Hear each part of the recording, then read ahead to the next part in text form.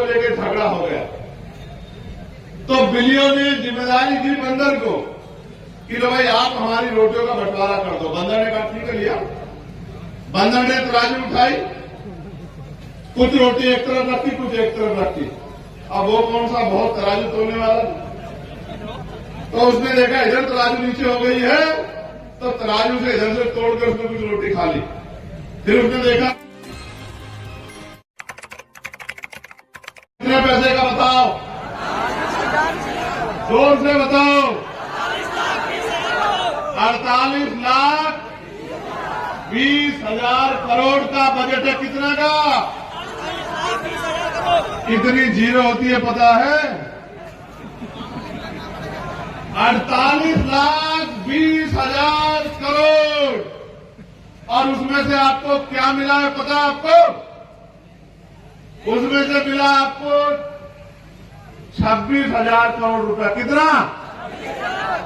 13,000 करोड़ रुपए schedule caste के लोगों को और 13,000 करोड़ रुपए शेड्यूल ट्राइब के लोगों को, आदिवासी लोगों को। और आपकी जनसंख्या कितनी है आपको पता है? भारत की जनसंख्या का 25%। मिलना कितना चाहिए था पता है आपको? मिलना चाहिए था 12,00,000 करोड़। कितना मिलना चाहिए था? और मिला कितना? 26,000 करोड़। लाख नहीं, यानी कि जितना मिलना चाहिए था उसका 1% पैसा नहीं मिला। फिर समझो, 1 रुपए से बंटवारा, मानो लाखों करोड़ों को छोड़ दो, 1 रुपए का बंटवारा होना था और SC/ST के लोगों को मिला 50 पैसे। कितना? 50 पैसे नहीं, 0.50 पैसे। कितना? 1 पैसे से भी कम। और सरकार कहती है कि इससे आपकी तरक्की हो जाएगी। और हम बहुजन समाज के लोग हैं, पिछड़े वर्ग के लोगों को तो 26,000 करोड़ रुपया भी नहीं मिला। जब बांटने वाले लोग उनके बैठे होंगे तो पैसा आपके घरों में नहीं आएगा। जब बांटने वाले लोग वो बैठे होंगे तो पैसा उद्योगपतियों के घरों में जाएगा, उनके घरों में जाएगा। और जब बांटने वाले लोग आपके होंगे, जब तराजू आपके लोगों के हाथ में होगी तो बंटवारा ईमानदारी से होगा और ये 12 लाख करोड़ रुपया आपके घरों तक आएगा। मेरी बात को आप याद रखना। ये बंटवारा करने के लिए, ये बंटवारे की ताकत वोट से मिलती है।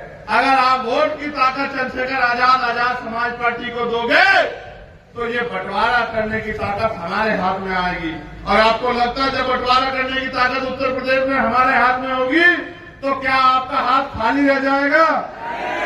बिल्कुल खाली नहीं रहेगा। और तो और मुस्लिम समाज के लोगों को तो नमक के बराबर भी कुछ नहीं मिला। उनकी जो फेलोशिप आती थी मौलाना आजाद के नाम से वो बंद कर दी। मदरसों को जो ऐड मिलती थी वो बंद कर दी। और तमाम तरह की जो योजना चल रही थी उनका बजट घटा दिया। क्योंकि जैसा मैंने कहा ये सरकार चंद पूंजीपतियों की सरकार। तो हमने नारा दिया और किशोर कुमार पगला जी यहाँ बैठे हैं और हमारे नेता सुनील कुमार चित्तौड़ जी भी एक नारा माननीय काशीराम साहब ने दिया था कि वोट हमारा, राज तुम्हारा, नहीं चलेगा, नहीं चलेगा।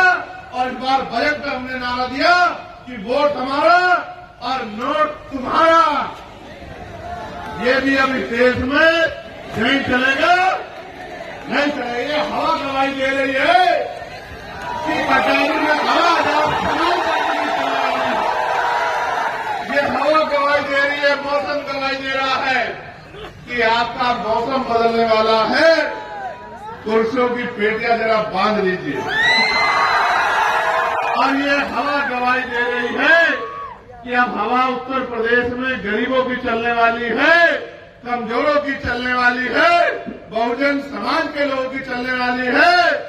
और अब बहुजन समाज के लोग ताकतवर होकर ये किसी दूसरे के हाथ बंटवारा नहीं कराएंगे। मुझसे किसी ने पूछा कल कि भाई ये जो बंटवारा हो रहा है इसको कैसे समझते हो? मैंने कहा कि ये बहुजन समाज के लोग बड़े सीधे हैं और ये सोचते हैं कि कोई दूसरा बंटवारा करेगा तो ईमानदारी से इनको दे देगा। मैंने एक किस्सा भी इनको सुनाया कि एक बार 2 बिलियों में रोटियों के बंटवारे को लेकर झगड़ा हो गया।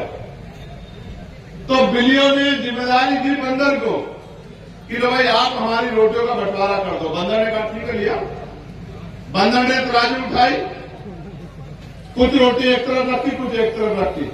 अब वो कौन सा बहुत तराजू तोलने वाला, तो उसने देखा इधर तराजू नीचे हो गई है, तो तराजू से इधर से तोड़कर उसने कुछ रोटी खा ली।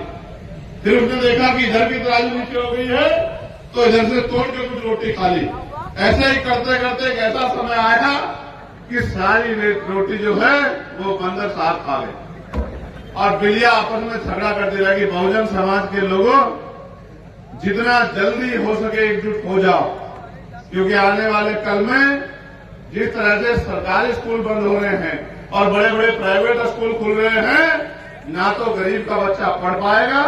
जब निजीकरण हो जाएगा, आरक्षण नहीं बचेगा, तो कोई भी गरीब का बच्चा सरकारी नौकरी पर नहीं जा पाएगा। प्राइवेट एक तरह की गुलामी है। जो लोग प्राइवेट में काम करते हैं वो जानते होंगे इतनी बेरोजगारी है देश के अंदर कि अगर आप ये कहोगे कि 7-10 दिन की छुट्टी